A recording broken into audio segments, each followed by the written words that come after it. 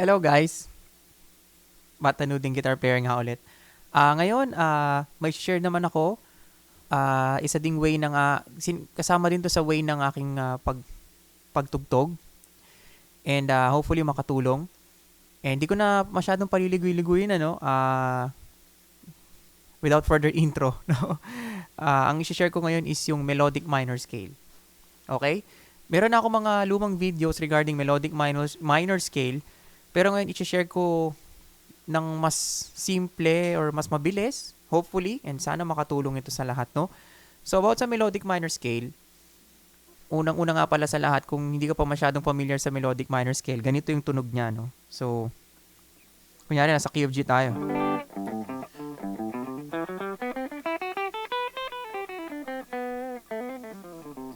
Yan ang skara mo, di ba? Pag wag may melodic minor scale ako dyan, ganito yung tunog niya.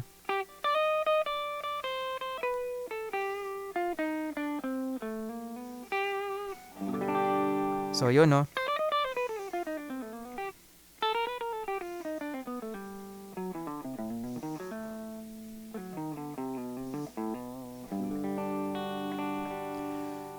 And then, pag nilagyan ko siya ng chromaticism,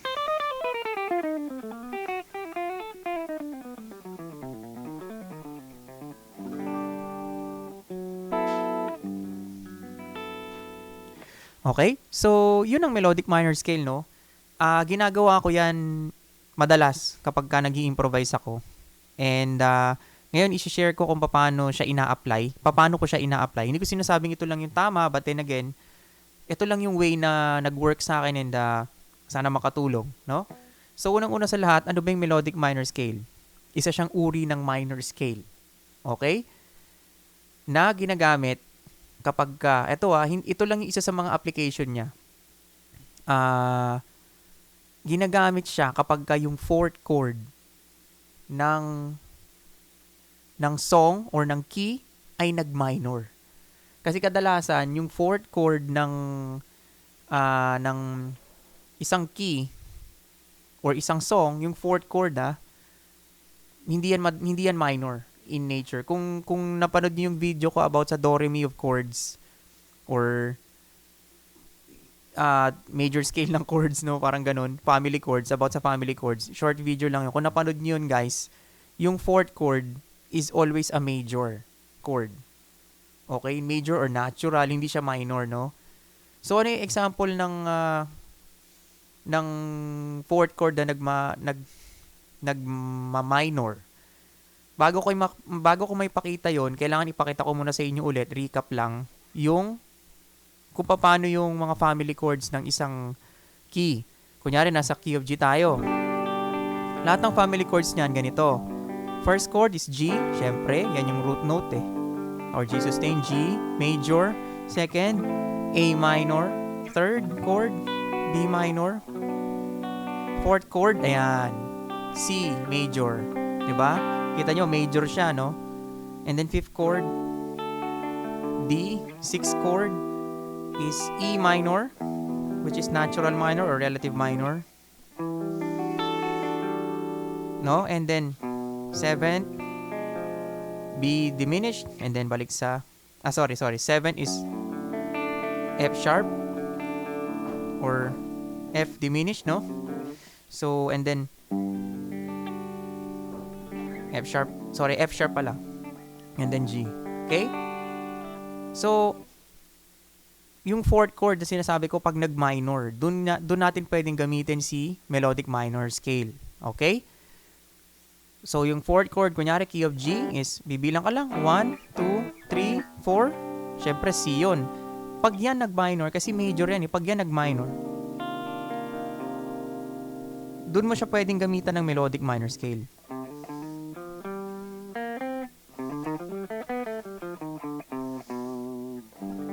So, nakita niyo yun, guys, diba?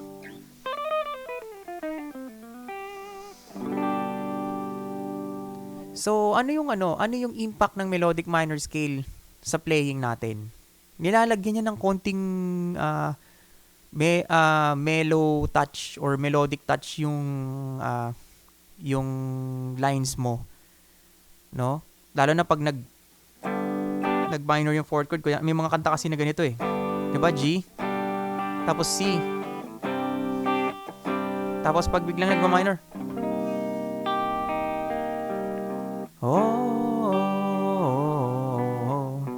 wag na wag mong sasabihin na hindi mo nagawa, nadama ito.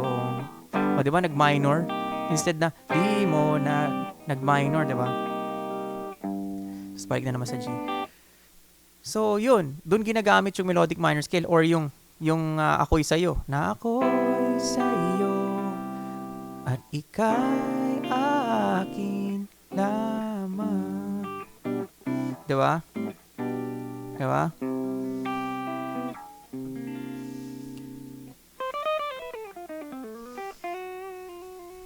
Okay? So yun siya, no? So yun ang melodic minor scale. And mas napapaganda pa siya lalo na kapag ginamitan mo siya ng stock 7s na kagaya ng shinare ko dito sa mga last na video ko. Mga recent videos ko lang, no? Stock 7 na ginagaya natin na ginagamit ko na 7 notes.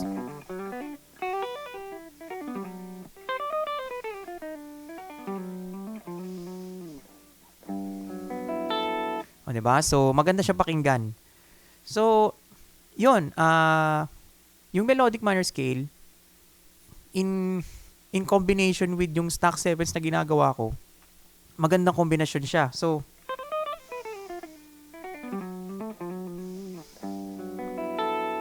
yun, nakita niyo yun, di ba? So i-share ko ngayon kung ano yung formula ng melodic minor scale at kung paano siya ginagamit. Isa lang to sa mga paggamit, guys. Actually, maraming modes ang melodic minor scale, pero ito muna yung pinaka-basic lang na melodic minor scale, no?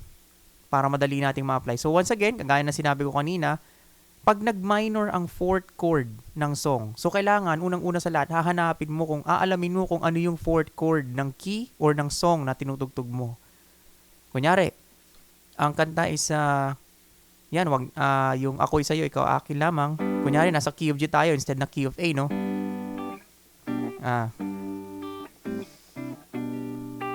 C, tapos, yan, yung C yung fourth chord, nag-minor chord, di ba?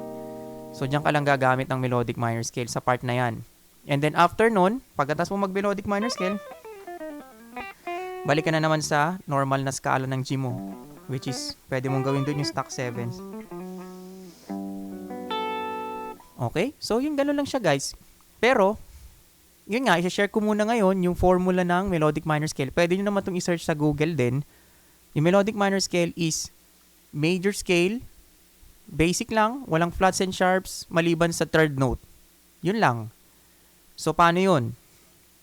Ang formula niya is 1. So, kunyari, nasa key of G tayo, no? 1, 2, flat 3, 4, 5, 6, 7. O, diba? So,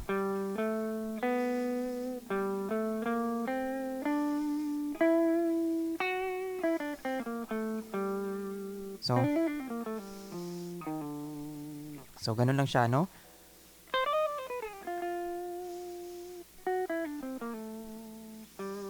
So,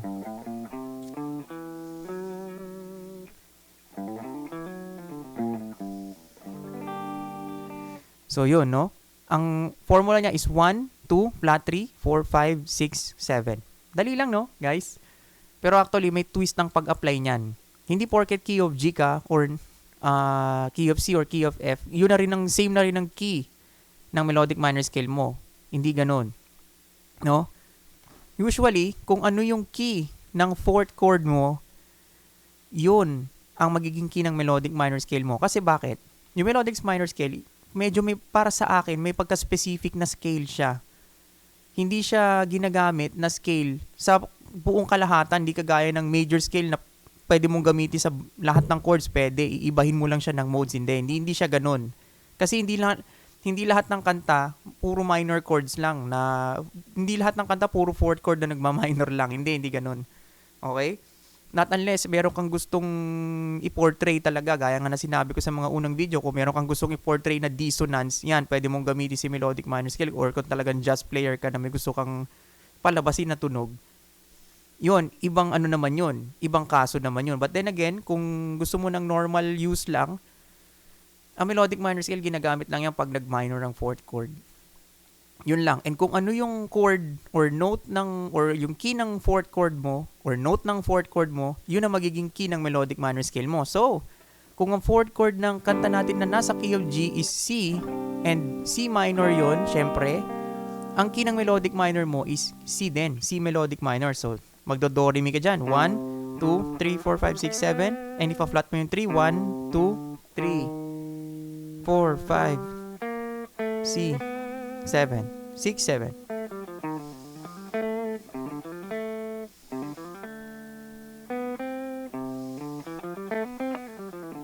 So, ito, 1, 2, flat, 3, 4, 5, 6, 7, and 7.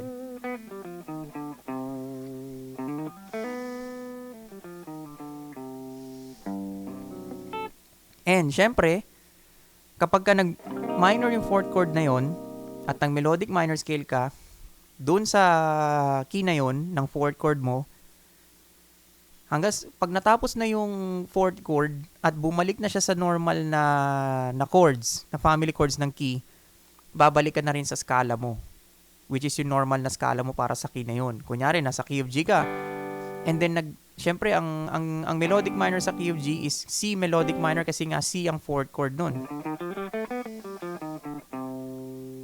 No? Pag natapos na yung C minor at bumalik na naman sa G, G major scale ka na naman.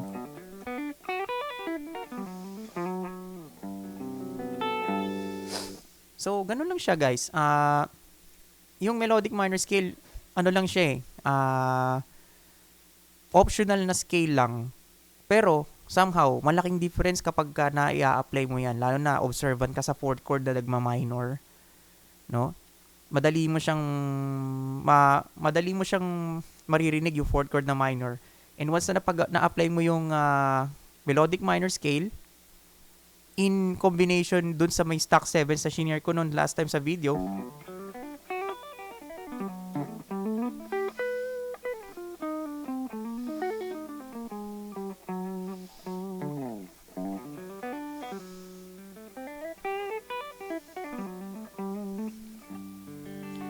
so, yun ang magiging outcome. And lalo na pag nilagyan mo siya ng chromaticism, no? Chromatic notes, no?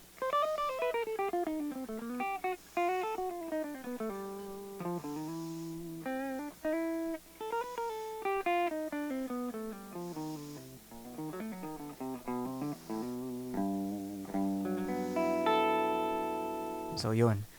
Ngayon, ipakikita ko naman yung aking lick. No, mag-share ako ng lick na melodic minor lick. And sana makatulong ito. So, kung nagsa key of G tayo, once again, pwede nyong gawin to sa same concept pa rin sa kahit anong key, no? So, kunyari, ang key ng song natin is G. Siyempre, ang melodic minor para sa G is C melodic minor scale. So, C. Doon ka magdo-do, re, mi na may flat 3. 1, 2, flat 3, 4, 5, 6, 7. And syempre, ang ginagawa ko dito, para makabalik ako sa normal na skala ko after ng melodic minor scale, bumabagsak ako sa third note or seventh note ng original na scale ko. So, kunyari, from melodic minor scale, bagsak ako sa third note or seventh note ng original na skala ko. So, pag kunyari, nag-C melodic minor scale ako sa key of G, babalik ako sa third note. Or, pwedeng seventh note. Seventh note. Diba?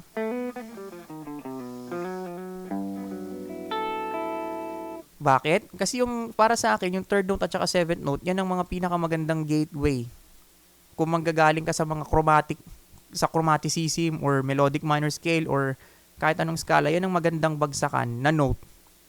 Landing notes after mong gumawa ng outside note, outside scales or outside lines na labas sa skala mo. Kasi kung key of G ka, normal na major scale mo, syempre, key of G yan.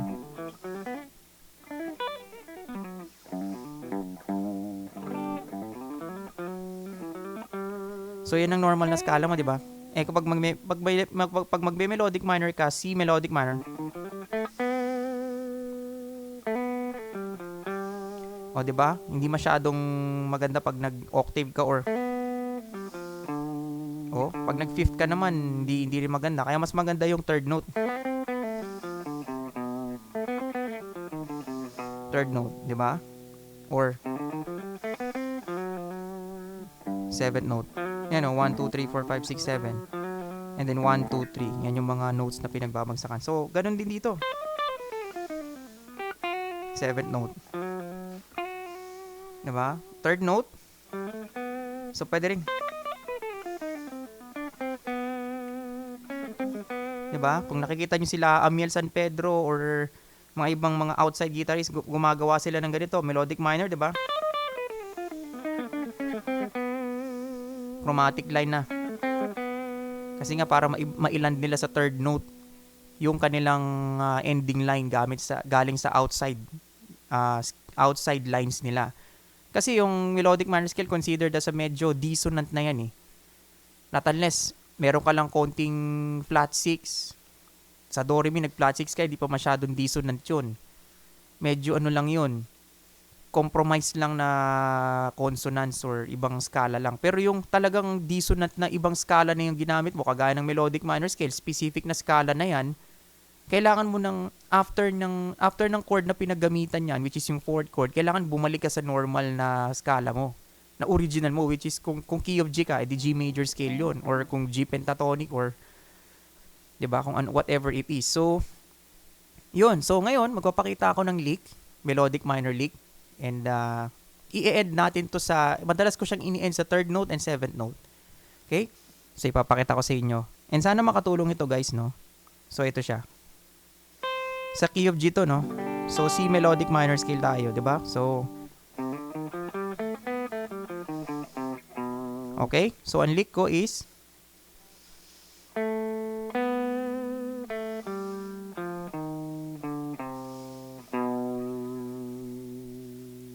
yun. Or pwedeng okay, madali lang, no?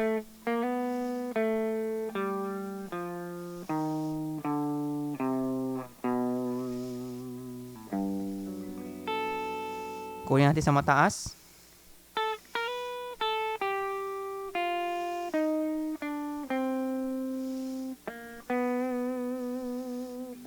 Third note, 'di ba? Ulit.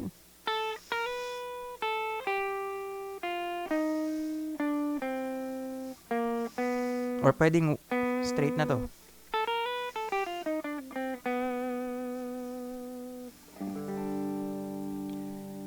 Okay? So, ngayon, magpapakita ako ng phrase loop. Okay. So, magpapakita ako ulit ngayon ng phrase loop para ma-appreciate natin yung tunog na yun. So,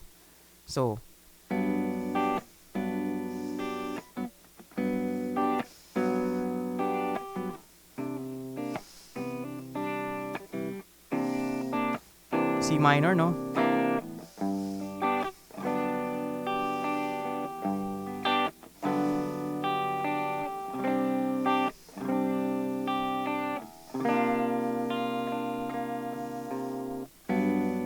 So, yan, no?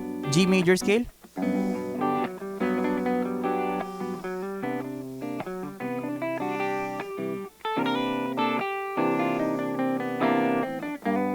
Narinig yun, guys? G major scale.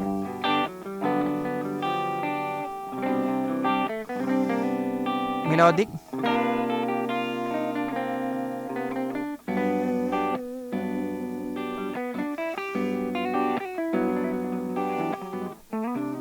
Stock 7.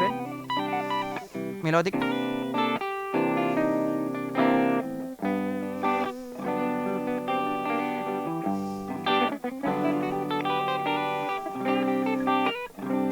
Melodic.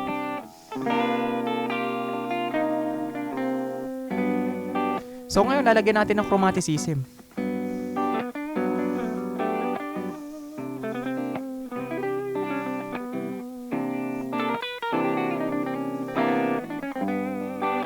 Kita niyo yun, guys?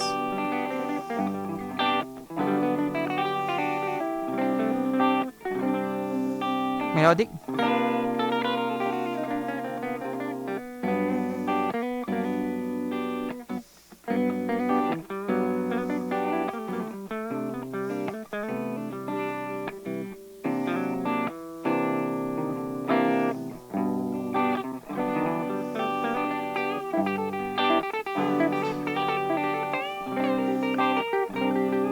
melodic.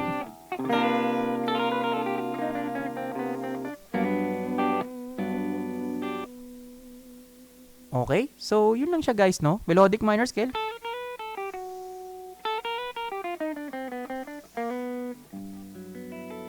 So ang formula lang niya is 1, 2, flat 3, 4, 5, 6, 7. And ginagamit ito sa fourth chord na nagma-minor.